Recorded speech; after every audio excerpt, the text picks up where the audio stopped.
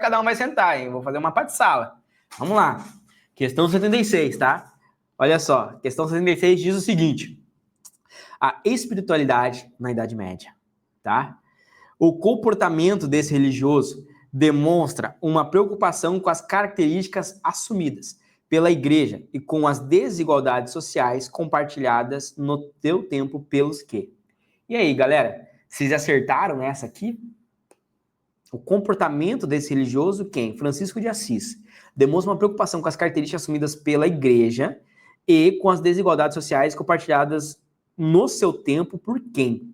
Vamos ver. Desde o século XVII, que a cristandade ocidental era agitada pelos desafios lançados pela cultura profana. A dos romances de cavalaria, mas também a cultura folclórica dos camponeses, igualmente a dos citadinos, de caráter mais jurídico. Pensa aqui, né, uma cultura aqui profana, né, a cultura secular, que a gente vai dizer aqui, delimitada pela igreja, né, a igreja delimitava que essa era uma cultura profana, que vem com o processo de renascimento ali, cultural e renascimento urbano, tá? A cultura eclesiástica, cujo veículo era o latim, ó, ele vai dizer aqui o seguinte, né, ele diz o seguinte, ó, a cultura eclesiástica era o que era delimitada, a cultura eclesiástica, o veículo era o latim. Então, numa outra prova, eu já expliquei para vocês sobre essa questão. Reforma religiosas, reforma protestante e contra-reforma. Uma das grandes questões da reforma religiosa é que ela questionava o acesso à leitura bíblica, tá? Muito porque os ritos, eles não eram acessíveis feitos em latim. Tanto que parece que agora, esse ano, eu até falei numa última live, né? Esse ano ia voltar um rito em latim lá, que foi reaprovado pela Igreja Católica, né? Reaprovou de novo esse rito em latim. Então, o que acontece? Quando ele é latim, as pessoas, além de muitas não saberem ler, muitas não falavam latim.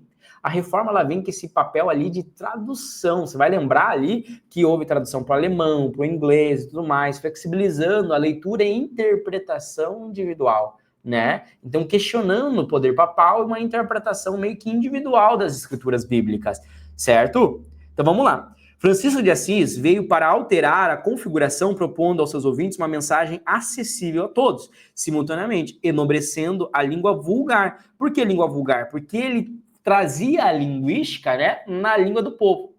Vou trazer mais um conteúdo aqui importante para vocês.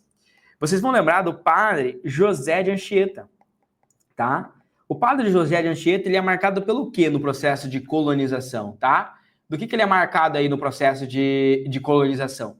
Ele é marcado justamente porque ele fundou a primeira língua brasileira, digamos assim, no processo de tradução, que é o processo do Tupi-Guarani, tá? O que é o Tupi-Guarani? O Tupi-Guarani era a língua nativa. Os jesuítas, eles começaram a fazer o processo de catequização aqui no Brasil, tá? Então, olha só, fazendo o processo de catequização aqui no Brasil.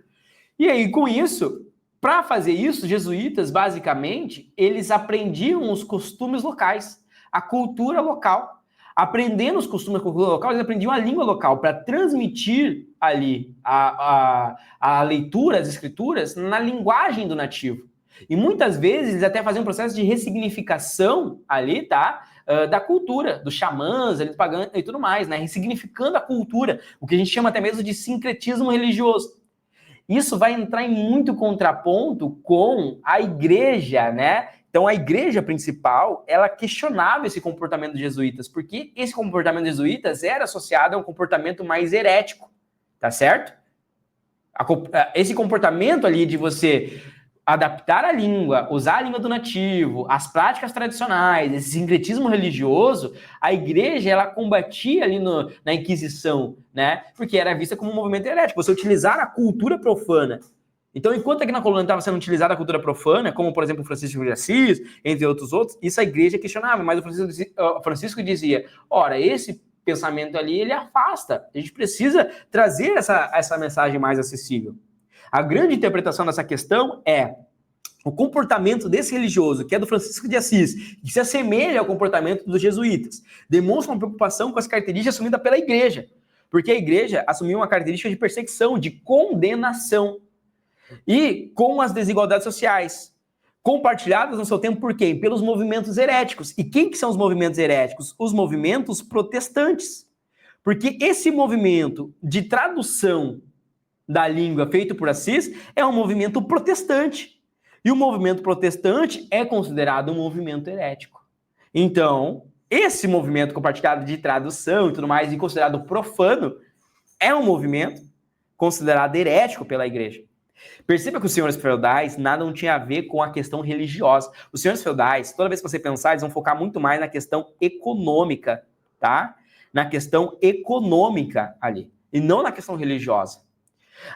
As cruzadas tinham o objetivo de conquista, tá? A conquista de Jerusalém. As cruzadas nada não tinha a ver com inquisição, com perseguição ali no contexto de combater heresias. Não, eles não estavam focados nisso. Eles estavam focados na conquista da terra prometida. A conquista, ou seja, a retomada ali, né? Combatendo ali, então, a terra que tinha sido ocupada, a conquista de Jerusalém. Esse era o objetivo das cruzadas. Combater os movimentos ali heréticos e profanos era o papel da Inquisição, que é fortalecido na Contra-Reforma. Tá? Corporações de ofício. As corporações de ofício estavam muito mais focadas justamente no trabalho, e não nessa questão de movimentos heréticos, ou na cultura profana, na religiosidade, ou na tradução, na sensibilidade, né? As corporações de ofício, a gente ia ver justamente ali com as guildas, né? Você vai lembrar das guildas ali, né? Como ferreiro e tudo mais, elas não tinham a ver com esse movimento religioso. Universidades medievais tinha muito mais a ver com o estudo, né? Então, as universidades medievais tinha muito mais com a visão de transmitir o saber. Tinha a ver com os monges, os mosteiros e tudo mais, mas não com combater as heresias. Eles liam, traduziam e tudo mais. Traduziam não, né? Mas liam, né? Tinham ali algumas obras e repassavam ali os ensinamentos, o processo de catequização, mas não tinha esse papel de combate à heresia. O que o texto vai dizer aqui para você é que esse comportamento religioso, ele demonstra uma preocupação, uma característica para a igreja, que é uma característica meio que exclusiva e não integracionista, ou seja, não está integrando todo mundo, porque exclui as pessoas, não deixa a mensagem acessível, né? Não olha para as desigualdades, certo? E era compartilhado, ou seja, essa crítica da igreja, que é a mesma crítica de Assis, é uma crítica feita pelos protestantes, é uma crítica feita pelos movimentos heréticos, tá? Mas essa aqui é uma questão muito difícil. Tá? Essa aqui é uma questão extremamente difícil aqui da prova também, tá? Essa é uma das questões mais difíceis. Se eu não me engano, essa é a segunda questão mais difícil da prova, tá? É a segunda questão mais difícil aí da prova, tá? Nem sabia o que era movimentos heréticos, tem que dar uma estudada, né? Ela é uma das mais difíceis, então tu até rir não cairia. Se tu errar só essa, talvez você tiraria quase a nota máxima também, tá? Então ela não cairia ali a tua